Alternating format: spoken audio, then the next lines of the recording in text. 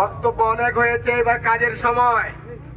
আমি আপনাদেরকে বলতে চাই, দিনের ভোট রাতে যেন না করতে পারে, সেই জন্য পিআর পদ্ধতিকে বাস্তবায়ন করতে হবে। এই পিআর পদ্ধতি বাস্তবায়ন হলে আর ভারতের দালালি চলবে না। পিআর পদ্ধতি বাস্তবায়ন হয়ে গেলে আর একনায়কতন্ত্র কায়েম হবে না। পিআর পদ্ধতি বাস্তবায়ন হইলে আর কালো টাকার ছড়াছড়ি চলবে না। পিআর পদ্ধতি বাস্তবায়ন হইলে সারা বাংলাদেশে 18 কোটি মানুষের ভোটের অধিকার ফিরে পাবে।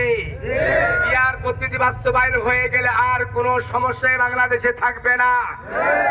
বহুদলীয় গণতন্ত্র বাস্তবায়ন হবে ইনশাআল্লাহ। সেই যে কথাটি বলতে চাই, আমরা আপনার জুলাইয়ের মজা নেব, কিন্তু জুলাইকে বাস্তবায়ন করব না, এটা তো না। জাতি বুঝে ফেলেছে তোমরা হলো মুনাফিকের দল। অতএব বাংলার মাটিতে আমরা জামাত ইসলামী জুলাই সনদ বাস্তবায়নের মাধ্যমে আগামী ফেব্রুয়ারি মাসে আমরা ইনশাআল্লাহ ত্রয়োদশ নির্বাচন বাস্তবায়ন করব ইনশাআল্লাহ। আমি আপনাদেরকে বিনীত অনুরোধ করতে চাই, এই দেশ ও জাতির ক্রান্তি লগ্নে আমার জামাত ইসলামী ভূমিকা রেখেছিল। জীবন দিতে অতিদা করি নাই, আগামী তো আমরা জীবন দিতে অতিদা করব না। তারপর আমাদের কর্মসূচিকে বাস্তবায়ন করে ছাড়বো ইনশাআল্লাহ।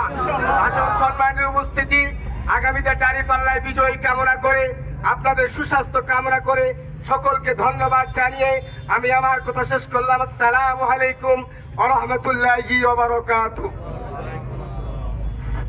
আলহামদুলিল্লাহ, আপনারা সকলে শুনেছেন, স্বৈরাচারের দোসর জাতীয় পার্টিকে নিষিদ্ধ করতে হবে।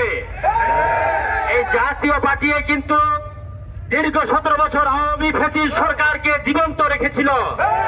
তাই বাংলাদেশ সহ আজকে সারা বাংলাদেশে মানুষের মুখে উঠেছে এই জাতীয় পার্টিকেও নিষিদ্ধ করতে হবে, কারণ এটি হচ্ছে ডায়াবেটিক্স মার্কা দল।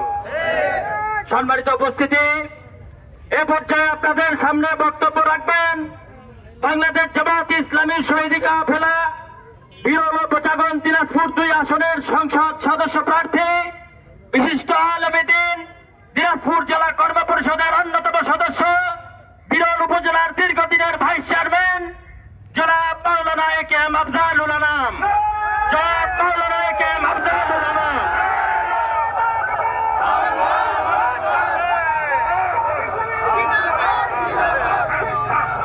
আলহামদুলিল্লাহ রাব্বিল আলামিন والصلاة والسلام على سيد المرسلين وعلى آله وصحبه أجمعين।